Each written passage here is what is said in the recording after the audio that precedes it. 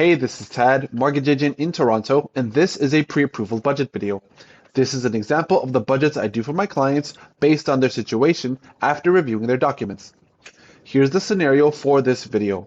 There's one borrower and they've been pre-approved for a max purchase price of $700,000. Their total budget for both the down payment and closing costs is $160,000. The borrower already owns a home and they're looking to buy a house with one unit to rent out. They want to buy this house in Chatham, Ontario. They want to get a variable 5-year term, and they want to save on their initial cost to buy the property. All right, we're going to show the borrower 3 different options.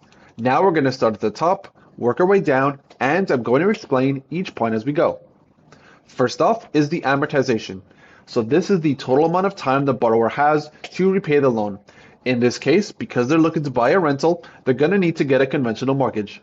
This means they can have a longer amortization of 30 years. Next, we have the interest rate.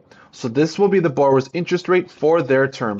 This is just an estimate based on the current market, and it can change at any time.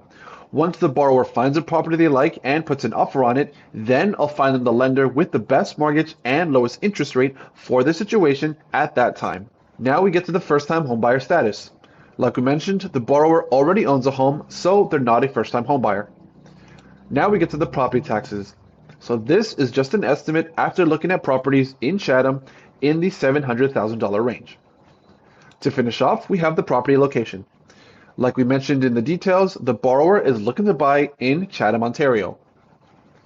Now we get to the mortgage breakdown. First is the purchase price. We have the max pre-approved amount in the first option.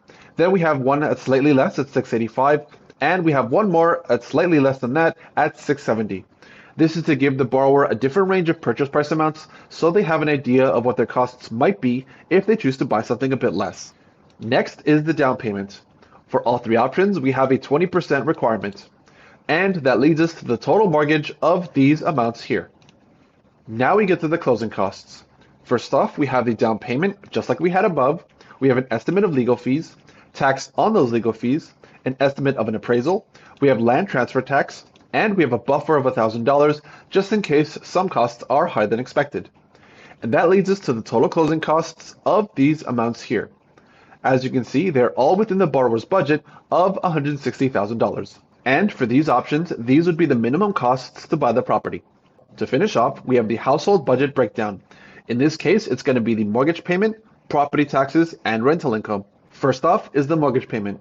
So this is what the borrower's payment will be each month for the length of that term. Now, because the borrower is getting a variable mortgage, we have to give them some points to consider. Variable mortgages are generally fixed. This means the payment will be the same per month for the length of the term. However, the payment is linked to the Bank of Canada prime rate. This prime rate fluctuates depending on the market. This means if the prime rate goes up, more of the borrower's payment will be towards interest, and if it goes down, more of the borrower's payment will be towards principal. All right, now we get to the property taxes. To get this amount, we just take this $4,600 and divide it by 12. To finish off, we have an estimate of rental income at $2,400. This is going to lead us to the borrower's total home expenses of these amounts here. Thanks to the rental income, the borrower is going to save a decent amount on their monthly costs. All right, so that's it for the budget. Now the borrower can review the video and connect with the realtor. They can go looking at properties knowing the borrower's max pre-approved amount. For any properties they like, I'll create custom budgets specific for each property with different options. This way, the borrower gets an idea of what their costs might be if they choose to buy that property. So that's it for the budget. Thank you for watching, and if you have any questions, feel free to reach out. Take care.